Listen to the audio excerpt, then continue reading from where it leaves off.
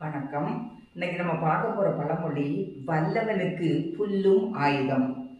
வல்லவன் யாரு? மிகவும் பலம் பொருந்தியவன். பலம் பொருந்தியவன் நிராயுதபாணியாக நின்றால் கூட, ஒரு ஆயுதமே கையில இல்லாம அவன் நிராயுதபாணியாக நிற்கும் பொழுது கூட, அவனுக்கு ஒரு சிறிய புல் கிடைத்தால் கூட அதையே அவன் ஆயுதமாக பிரயோகிப்பான் என்கிறது தான் இதோட பொருள்.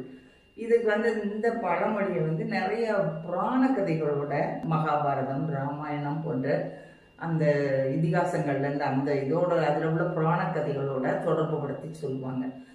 மகாபாரதத்தில் பீமன் அவன் ரொம்ப பலசாலி, நல்ல மற்போர்ல ரொம்ப சிறந்த வீரன். அவனோட உடம்பே அப்படியே அஜானுபாகமான தோற்றமா இருக்கும். அவன் ரொம்ப சிறந்த போர் வீரன். அவன் ஜராசந்தன் மன்னனோட போரிடும் போது என்ன செய்வான்னா, அந்த மன்னனை அவனை உடம்பையே 2 கூரை கிழிச்சு 2ஆ தூக்கி அப்படி வீசி எறிவான். அது எரிய எரிய அவன் ஜராசந்தனுக்கு என்னன்னா, அவன் ஒரு வரம் வாங்கியிருப்பான். என்னன்னா, யார பூரா உடம்பே 2ஆ கிழிச்சு போட்டா கூட அது ஒன்னா சேர்ந்து ஒட்டிக்கிடணும்.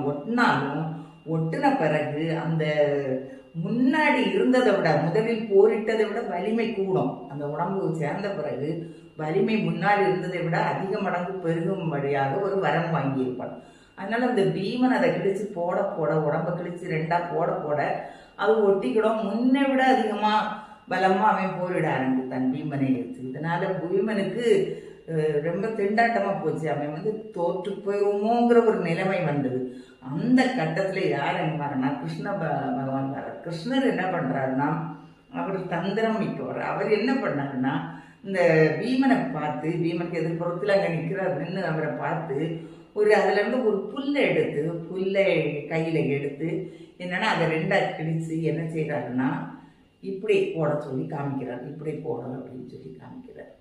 அப்படி காமிச்ச உடனே பீமன் என்ன பண்ணுறான்னா, அதுக்கப்புறம் அவனுக்கு புரிஞ்சிருது இதோட அர்த்தம். சரி, நம்ம இப்படி 2ஆ கிழிச்சு இப்படி நேர் கொண்டு இப்படி போடுறதுனால அவன் உடம்பு ஒட்டிக்கிடுது.